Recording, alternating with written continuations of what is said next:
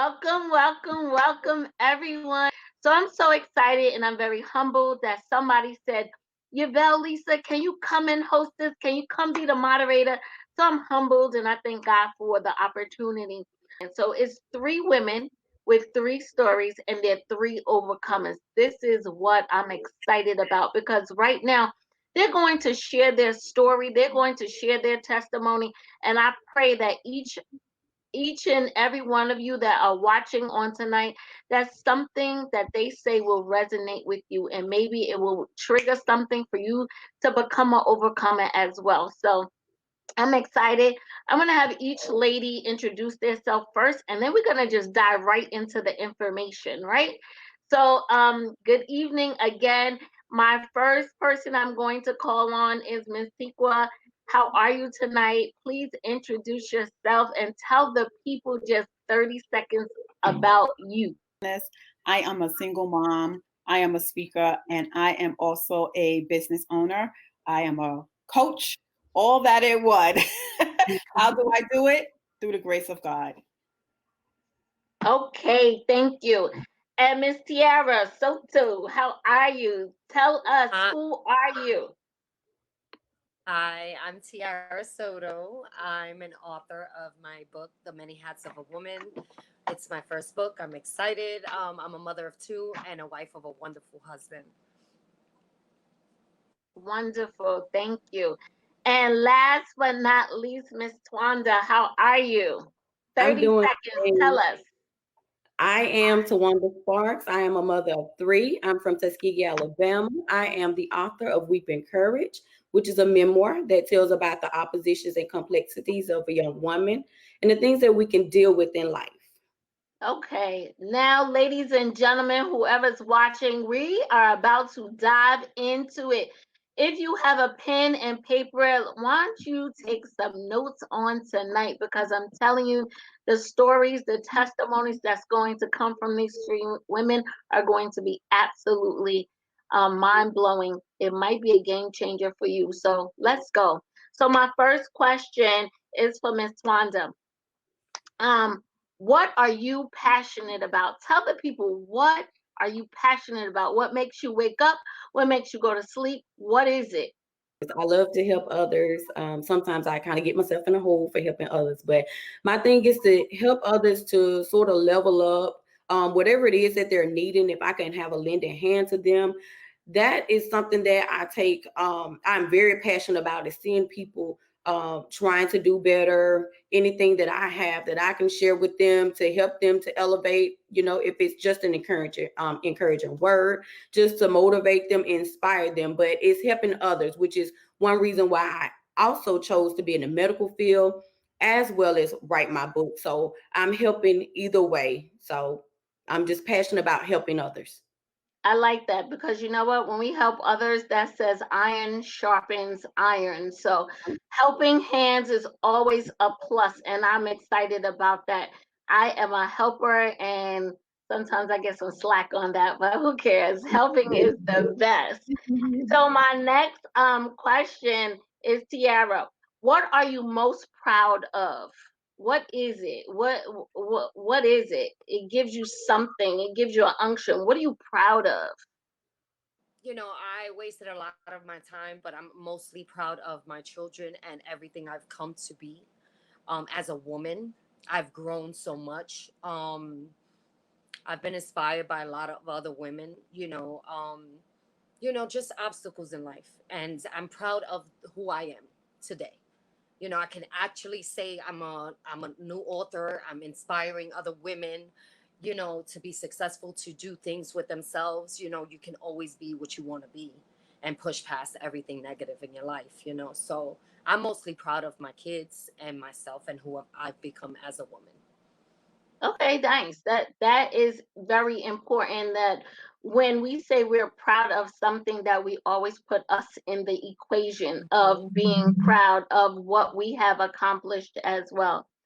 And Ms. TEEKWA, so now what made you want to write a book? What made you want to write a book? So that is just one of many. books. And yeah, I wanted to share this book with all the single women out there who are single, who are struggling, who are in relationships, who are single with children, to help them and guide them along the way in their singleness, in their season of singleness. In their season of singleness. That is very important because the name of your book is, tell the audience, what is the name of your book? What is the name of it? Embracing Your Season of Singleness. So everyone, ladies and gentlemen, our listeners, embracing the season. Say it again. Embracing your season of singleness. So we need to embrace the season of singleness. So seasons, we have 4 seasons, and now we have to embrace every season. So in every season there is how long will you stay single? So that's what TEEKWA says, how long will you embrace it? So I love it. My next question is for Miss Tiara. How do you handle writer's block? Since you are a new author, how are you handling writer's block? What does that look like? I do a lot of positive affirmations. I also listen to soothing music, maybe like classical, piano music. It calms me, it soothes me. I try to walk away from it, walking away from writing for a while. Once I feel like I'm blocked, I walk away from it and try to distract my mind, get my mind soothing back. So then I give myself time. I try to walk away from it for a little bit, and then ideas start flowing in my mind. So what I do is I just listen to music. I just try to distract myself. Sometimes when you sit there and you're writing for so long and you can't think of things, the best thing is to walk away. You sit there and you try to keep writing, it's just gonna get worse. You get frustrated. So walking away, I would say walking away has helped me a lot with that, with writer's block. And of course, listening to my music, positive affirmation, staying positive on top of that, because it does get frustrating at times when you're trying to work on something magnificent and trying to make it perfect. So that helped me. Wonderful. So tell us the name of your book because we don't know. I don't know. Okay, my book is called The Many Hats of a Woman. It's inspired by women around me in my life, as well as you ladies, everybody that I come in contact with. We are women and we play a lot of roles in life. We have to we have to be the mom, we have to be the wife. If we're single, we play a lot of different roles like businesswoman, we work, we're the employee. So I thought about that when I was writing my book, it was inspired by strong women as ourselves. So Okay, thank you. I like it. I like it. So Miss Tawanda, let me ask you a question. What makes you stand out from others? What makes you stand out from others?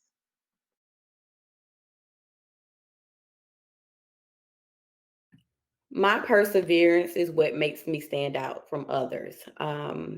The things that I go through or I've gone through, and being able to stand 10 toes down and come up out of them. There's a lot of people that cannot stand in my shoes. They would not be able to take in most of the things that I've done and still be here to talk about it today. They would have given up a long time ago. So I persevere through everything. I feel like there's a way through anything, any obstacle that comes your way. You just got to sit back and focus and think about, now, how can I handle this situation? How can I work around it? Sometimes you got to sit down and write down things on what is stopping me from getting there. What's blocking you? So like I said, my perseverance, me pushing through and getting over it, that's what makes me stand out from others. I like it. I like it. When you said focus, we know that we're in this pandemic right now, and this year is 2020. So a couple of months ago, I said, "Wow, this is 2020," and we go to the doctor and we go and get a 2020. Our vision is 2020, but when we really set our eyes on it. It's really laser focused, and then we have to refocus. So this year for 2020, it's a refocus, but we're laser focused, but we're a refocus. So I love it. Thank you. And then for Miss Tiara, how have your priorities changed since writing the book, since your growth? What has changed? What how has your priorities changed? I'm focusing a lot on me now. You know, I've been doing for so many people for so long that I put Tiara to the side. Now I'm focusing on me. Ever since I started my book, I said I have to be selfish. I have to take out time for me. And my priorities is what I want now. You know, it's what I need to accomplish for Tiara. So that's my priority right now. My girls are big. I've taken care of them. They're women now. So I have to focus on what I need to accomplish to make myself whole, basically. So my priorities from have changed since that. I'm the priority right now. This to make Tiara happy, to do what I need to do for me. So Okay, great. Because if we don't put ourselves first, what happens? yeah, We fall, right, we fall backwards, and we sometimes it absolutely. takes us longer to get back to To get where back, we were supposed to be, right? So absolutely. I understand. Miss Tikwa, are you married? Have you been married or want to be married? Huh. No, never been married. And do I want to be married? One day. I will love to be married, but it's not my focus right now. For a long time, it has been, as a little girl, we all grow up thinking about getting married. You have in your diary, I'm going to have 2 kids, I'm going to have a boy and I'm going to have a girl. You plan out your life. And then as you get older, things change, right? And those are the things that we focus on because we see that from our parents. We see that from where we grew up from, or our parents are telling us that when you grow up, marry a nice man, have a nice job, do this and do that. But for me, I did that. I didn't get married, but I was in a relationship because I wanted to get married. And I focused so much on trying to get married that I got myself into relationships that were not in alignment with me or in alignment with God.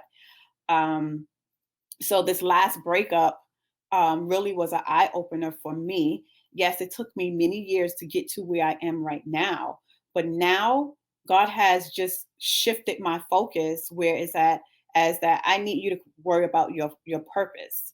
What was your purpose here? What was the purpose that I have here on earth? And that's what I had to figure out for myself, rather than thinking about getting married or having a man in my life. So now God has allowed it, whereas I don't even think about a man. I don't even think about getting married. Even if I see TV, you're like, oh, I can't wait for my wedding. Now it's like, oh, I could wait. And that's how I am now because I'm so focused on building my business. My son is 9 years old with his education. Now with the pandemic, with the distance learning and trying to get my life focused and in the right order as far as working a 9 to 5, working my business, now being a stay-at-home mom who is teaching her child. School is only half day. The rest of the day, I have to be the teacher now. So I'm all that in one. So now I'm just trying to, Tiara said, focus on me. So it's focus on me so I can take care of my son and take care of everything else in my life. Wonderful. I like it. You said something that was very true. Growing up as little girls, we always see Snow White, We always see Cinderella. Oh my gosh, I want the white picket fence. I want the dog, the husband, the children, the car, everything. And then when we don't get it, we still have to look back and say, do we really want it? Is it something that will happen?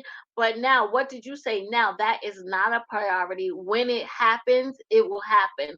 When God sends that Boaz, he will send it, and that's it. So I like that you said, you know what? When it's time, when God's timing says it's okay, that's when it will happen. So I like it.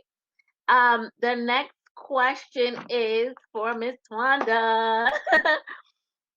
um, what is the meaning behind your book title? I like it.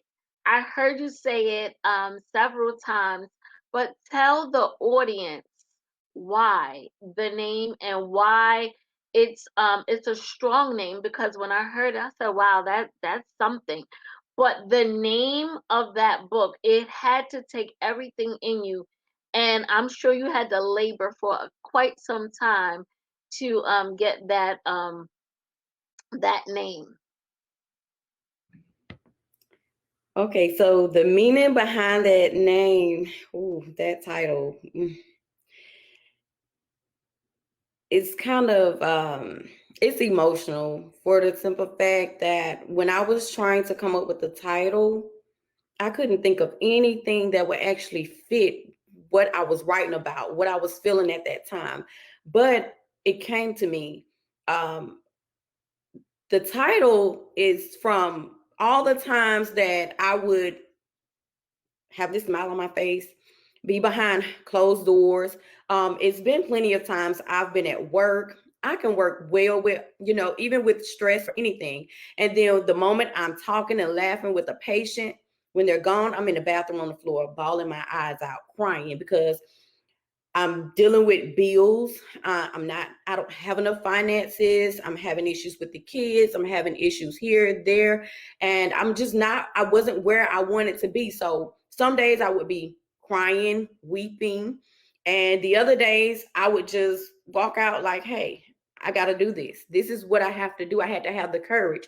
So between me crying and having the courage, I did both of them. I cried behind closed doors, got up, put my game face on, went out and did what I had to do to make a living for my family, to make sure that we made it to the next day or whatever it was that we needed, whatever it was that I was going through.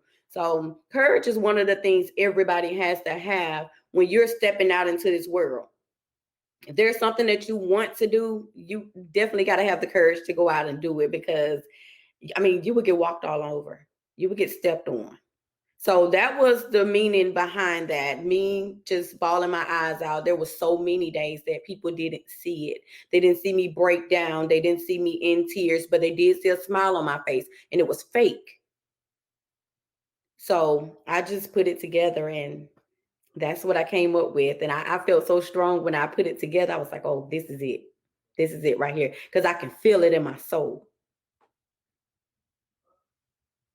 Well, I could feel it in my soul, and I am excited. I'm after this live, I'm just gonna go on wherever I need to go on to get the book, because it speaks volumes on your character. It speaks volumes to who you are. I have never met you personally, just meeting you yesterday for the first time, but I'm excited for you, and I'm excited to read the book, because we have to put on a game face as women, and when we put this game face on, everybody's walking around saying, oh my gosh, they got it all together. But sweetheart, we really are broken inside, and we still got to keep this game face on, which is crazy, because this is how we have to operate and move forth. So I thank you for that. So my question for you is, have you reached your goals? And if not, what are they? What are your goals? Have you reached them?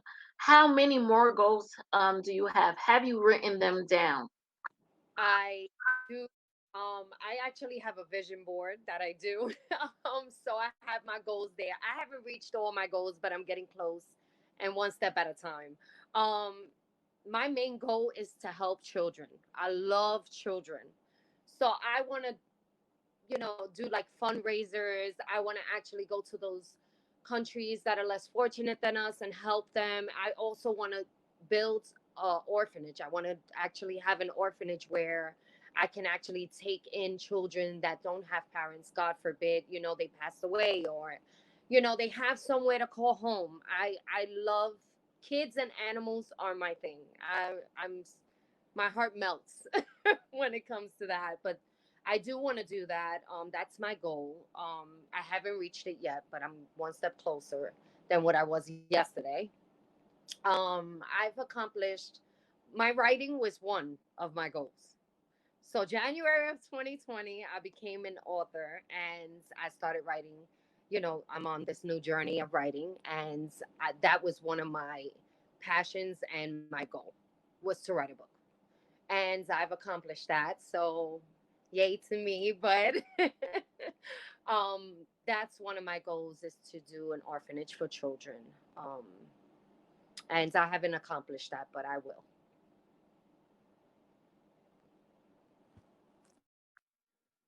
Okay, thank you. I like it. It is good because so many children need shelter. So many children need more. So many children are still out there just wanting love. And if we could provide the extra, then we should do it.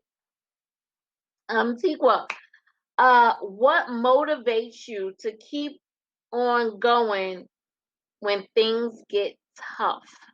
What does that look like? What does it look like? Oh, God. Wow. So many times it has been tough. So what I do when I know that times are tough for myself, I go and I write in my journal. I know that, as a Christian, growing up, my mother always said, ask God for everything, trust in God. But when we're young, we don't really connect with that. It's like, no, it's not happening. It's like your life is about to just crumble because certain things are just not going your way. But what I learned along the way, as I was striving to do better for myself, for my children, was that I had to keep going. So no matter how bad it looked, I know that I was going to get there. So say, for example, when I didn't like school, I wanted to finish high school and I just wanted to be done with it, get a job, and that's it. But once I got onto my current job that I've been working for over 20 something years and working as an executive assistant, I learned so much. And I wanted more. I wanted to go to school for tech. It was just so many things that I wanted to do. So I pushed myself. How I was going to do that, I don't know. But all I knew is that in order for me to do it, I had to take action and try it and try my best. So what I do is I talk to myself a lot.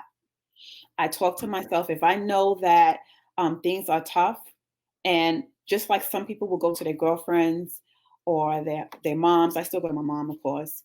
And what's your advice? I'm going through this, and you get that encouragement. But I learned to encourage myself because I know the goals that I want to meet. And in order for me to do it, TEEKWA has to do it. My friends, my family could say, "Oh, you can do it," as many times as they want to. But in order for me to do it, I have to take the action and do it. So when I went back to school, I registered and I pushed past it. It was nights where I was crying. There was nights where it was tough, but I knew that in order for me to get my degree and to show my children that I did it and you can do it too, I had to take the step and do that. So now I'm doing that with my business.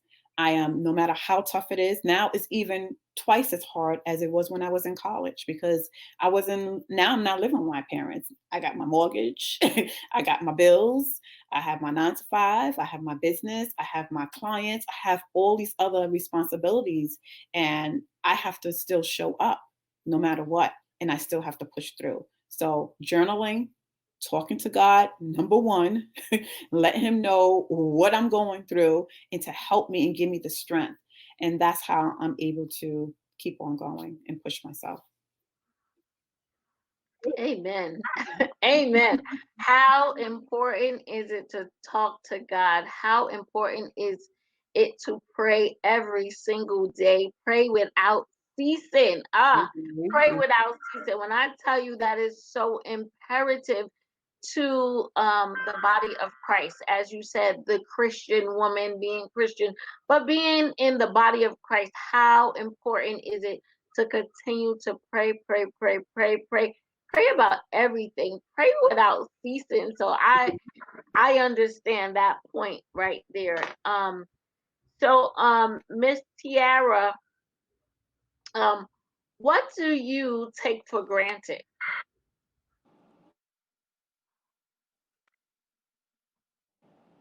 Okay, so I've taken life for granted. I say that because life is short, and back in my past, I thought I had time.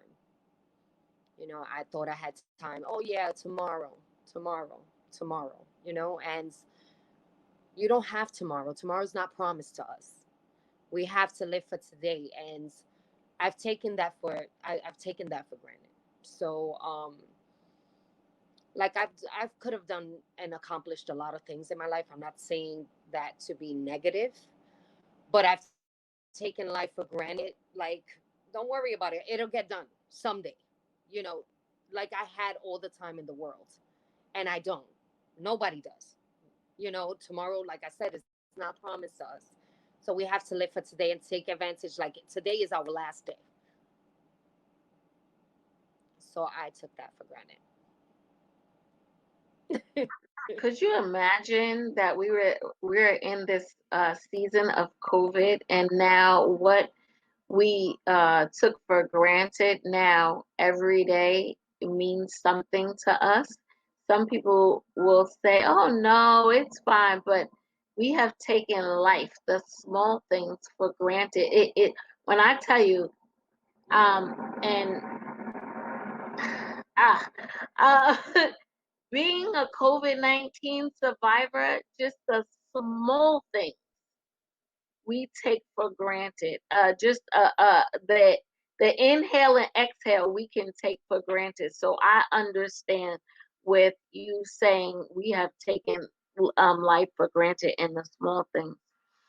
So Miss Tawanda, what was your support system like, and what is it now? So what was it like, the during, the after, and even now? What is your support system like? Tell us. My support system was and is still very slim. When I started out, I didn't have any support system at all. Uh, it's kind of still that way. I have probably a handful of women that actually believe in me, that actually support me, actually let me know that they're there for me. So it's not where I would want it to be, but it's kind of it's growing. Before I didn't have anybody I can talk to. I didn't have anybody I could share my ideas with, hold me accountable for things. Even when I announced that I was writing a book, having a close friend or friends around, or supposedly friends to be around, they thought that I was just joking. I was playing, and didn't get any support from them. Didn't say, "Hey, when is the book is coming out?" or "Where are you right now?" or "What is it that you're doing in life right now that I could help and support in?" So I didn't have it then. Even my family, yeah, they showed up for the book signing and certain things, but there was no support. Actually, there was nobody there to actually really support me, fully support me. So it's a hit and miss. It's the same as it was before, just kind of gradually. Just I would say strangers is who is really supporting me, who's really there for me when I need to talk to somebody. I need to ask these questions. So it's all about strangers now to me. All of the people that's in my corner is basically a stranger. People that I didn't grow up with, people I didn't know before. Okay, I'm gonna ask that same question to TEEKWA because I see you shaking your head. Because apparently, I guess you could resonate with this same question. So tell us about your support system before, now, and um, Sure. The support system is very important, especially as I'm speaking from a single woman point of view, single with children. I know that I still have a strong family support. My parents have always been there for all their children, no matter what we're going through. So that is important. Even when I had my apartment and I had to give my apartment up to go back home so I can go back to school, save up money, fix my credit. So that support system, if you have the support system, embrace it, no matter what. From my friends as well. I have very few friends, and just getting the support from your friends as well is very important, especially those who have you grew up with, and they know your story. They know your hurts. They know who hurt you. They know things that go on personally that probably you won't even tell your parents. So that support system is great. Um, Also with your children. I know that my son, my 9-year-old, each child is different, but he is my biggest supporter. He is my support because he's always encouraging me no matter what. Mom, like if I'm going live, I know you're going to do great, do a great job. You're the CEO, right? Be a great CEO. So these are the things that he hear me do live. He hear me talking to the people that I work with and my staff from my agency. So he sees that. So if you can see, if your children can see the support system that you're getting, they welcome that as well. And then they grow up with that support. So I think that having a support system is great. If you don't have the support system, because a lot of people don't have that, if you in church, there are many brothers and sisters in the church that you can reach out to. I know I used to be very quiet. I'm not an introvert, so I don't claim the introvert anymore because I have been doing many things. I'm here live, and I'm talking. At times, the shyness do come out, but in order for you to get the support that you need, ask for it, because just like our older parents and grandparents, closed mouth don't get fed, closed mouth don't get you what you need. So go out there and ask someone that you trust, and say, hey, you don't have to know the whole thing, your whole business, but ask them, I need some support in A, B, and C.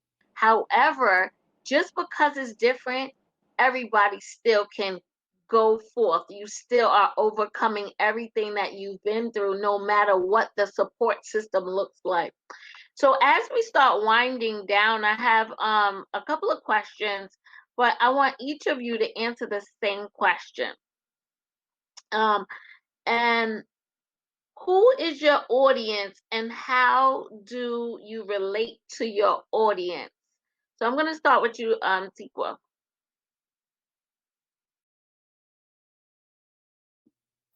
Okay. So how it relates to my book and my audience. Denise Sutton and I, we are the co-founders of Embracing Your Season of Singleness. So our audience is single mothers, single widowers, single with children. Those are our audience because we can relate to that. We lived it, right? So Denise she doesn't have any children, so she can speak from the perspective of just being single in her life and what she goes through as a single woman. And then I can speak to me being a single mom growing up, at the age 19, having my first child, actually having twins at that time, and going through what I went through: two sick babies, surgeries, and a death.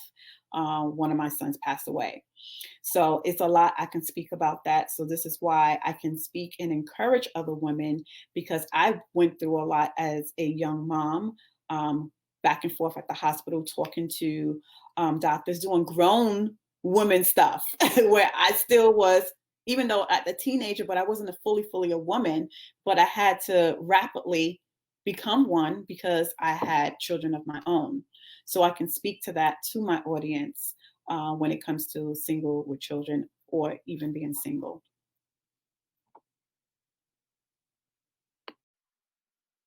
Thank you. And Miss Tawanda, do I need to repeat the question or you good? No, I'm good. My audience is millennial moms more because I am a millennial. I'm a mom. Um, Millennial moms is dealing with financial issues or dealing with poverty and generational cycles. And also, I can relate to teenage mothers because I was a teen mom. So I can relate and, either or. Thank you for that. I like it. It's millennials. We fail to we fail to focus on them, and they are us now, because I have two millennials, probably all three of mine are millennials in here right now, so I understand. I get it. I could say I could relate to what TEEKWA said about being single. I actually wasn't single, but I was in a 16-year relationship before my husband now, and we had our children, which are our girls. Um, but it was like he wasn't even there. So my book relates to like me being a woman and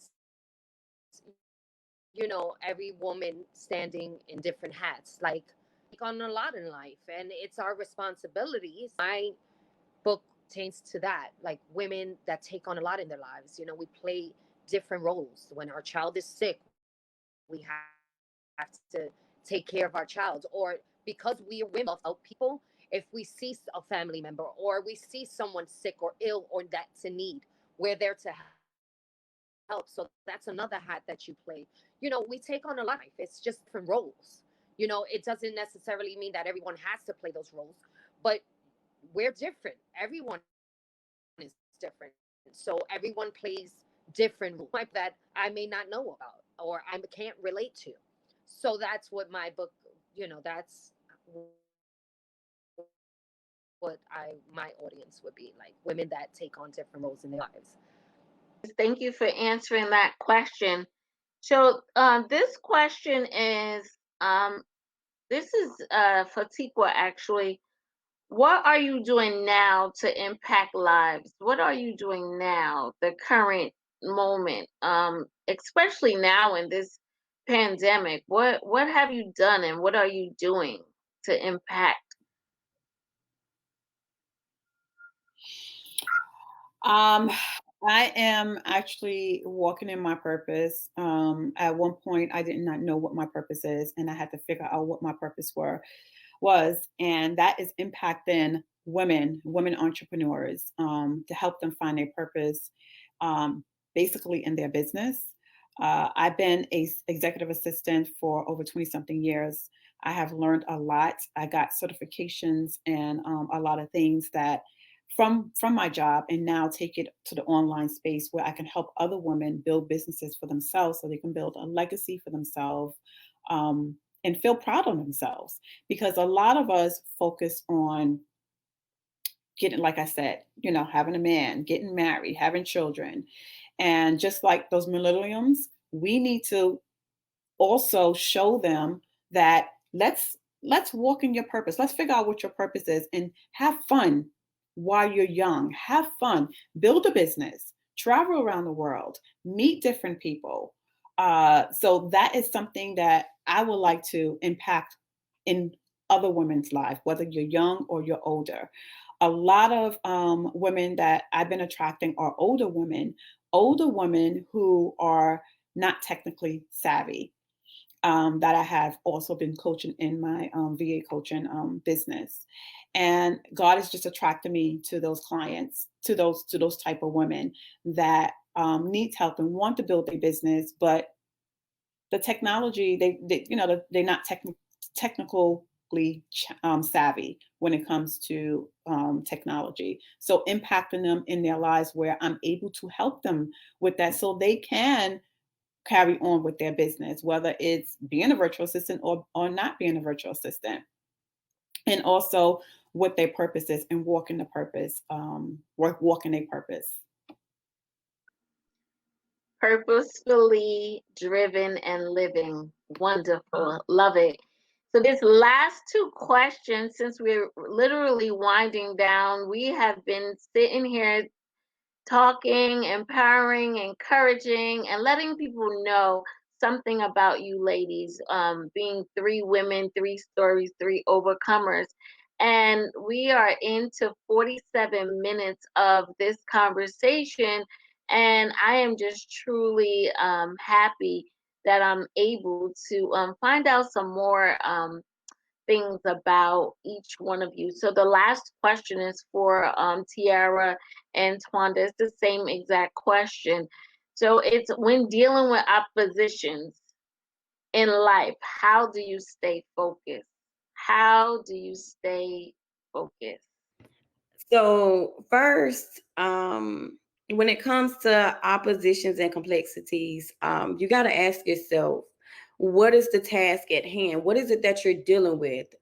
Why did this opposition come to you? What was it? Did you invite something, or is this something that you did on your behalf that has come into your life that is a block to you? Now you need to figure out what is the plan, what is the solution, and how can you get to it? And then you have to be calm when you're doing it, because I noticed that when I was younger, I would deal with things in a frantic. I would worry all the time instead of trying to focus on the task at hand. So my thing is to take a breather, relax, think about it, and just go through it naturally.